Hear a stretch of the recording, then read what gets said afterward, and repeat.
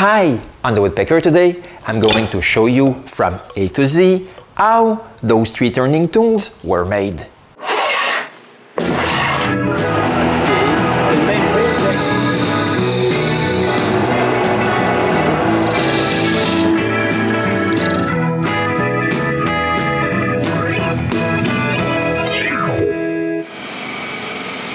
If you ever watched one of my turning videos, you have noticed that I love carbide tip turning tools.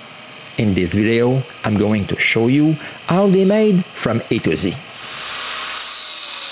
First, for the metal part, I asked Pierre from the YouTube channel Pierre's Garage for help. He started by cutting a piece of metal to the length we need. Next, on his milling machine, he makes all the sides nice and straight. If you never visited Pierre's channel, I strongly advise you to do so. When one side is straight, he finds the burr. He says this will prevent him from getting cut. He does the same thing for the remaining sides. At this point, we have a small problem. The wood cutting insert has a 30-degree angle. Pierre needs to make a tool to make this angle. He began by turning a piece of metal smaller with a 30-degree angle at one end.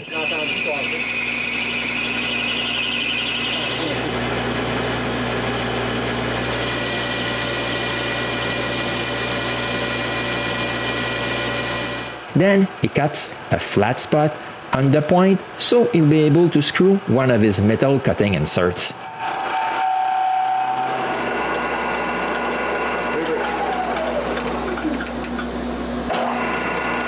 And here's the finished piece.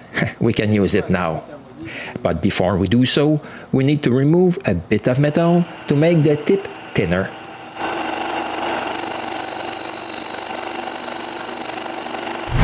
Then he can use the tool he just made to cut the carbide recess. Finally, he drills and taps the hole so I'll be able to screw the carbide tip on my turning tool.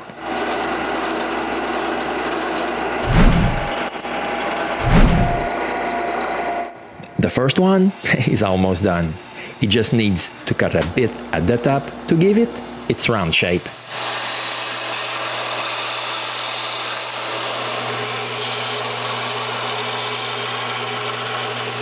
Then Pierre starts to polish his work.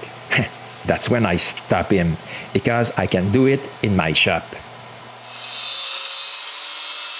I have to go back to his garage a second day so he can finish the two smaller tools.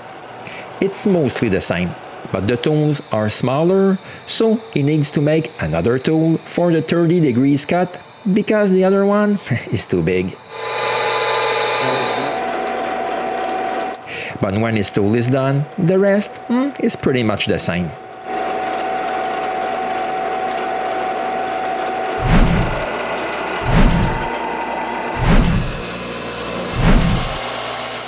The last one is a bit different, since the carbide insert is square. It's a bit easier. And with this last tap, most of the job is done. You just need to make the 3 ferrules. So after turning a piece of metal the size of the exterior of the ferrule, he drills a hole in the center. Makes the hole bigger up until the edge is the right thickness. Then he cuts it.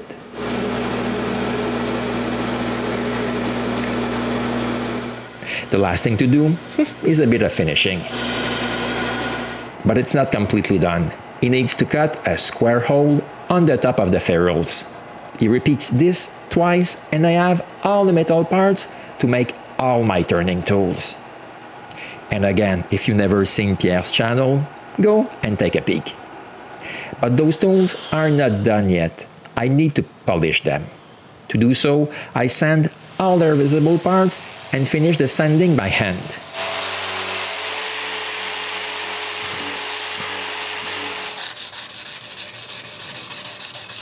And here's the result.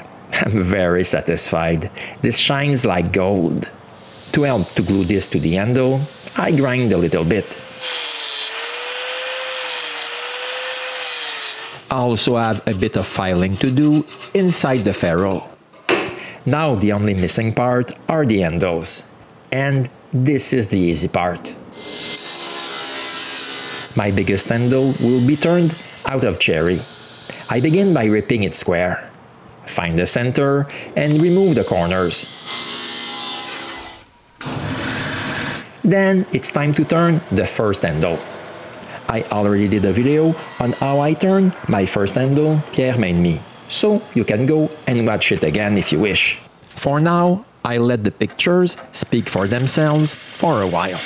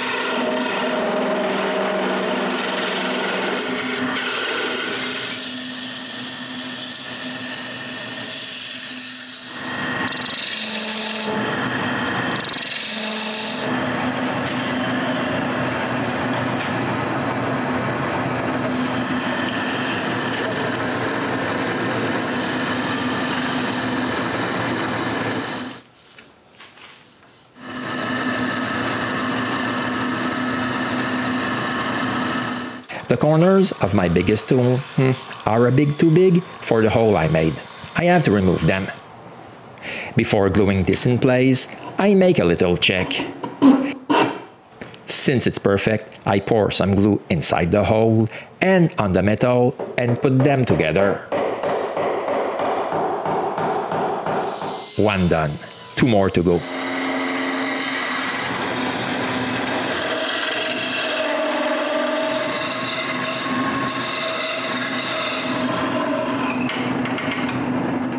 After a little while, they're all done, and I'm very pleased.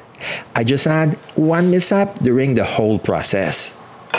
I find that I've outdone myself on those handles, but it was a fraction of the work. The metal process was the real work. Yes, it took 18 hours to Pierre to make those 3 pieces of metal. That's the reason why I've decided to buy the paring tool, because I wanted to keep Pierre as a friend. And with these 3 turning tools, I'm beginning to have a nice collection. One thing I can say is that I'm very pleased with the look of my 3 last turning tools, and I hope that you enjoyed watching how they were made. And see you soon for the next episode of the Woodpecker.